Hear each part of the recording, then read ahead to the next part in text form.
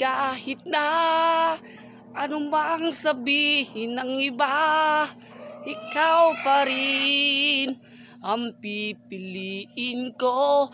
Kahit na sabihin nila na tayong dalawa'y hindi raw bagay.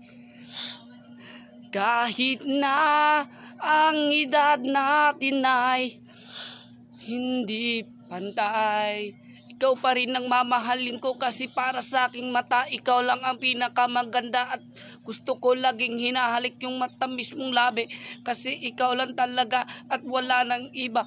Alam mo ba, simula nang nakilala kita, ako ay nagbago ang direksyon ng buhay ko. Yung dating gago na ngayon ay nandito at mabait, hindi man lang ako tulad na ng dati, na ngayon eto na naman ako nagpapakabait na lang dito sa Cebu, kasi nga ganito ang nangyari. Sa susunod na kabanata mapakinggan nyo. Kahit na anong sabihin nila, ikaw pa rin ang mahal.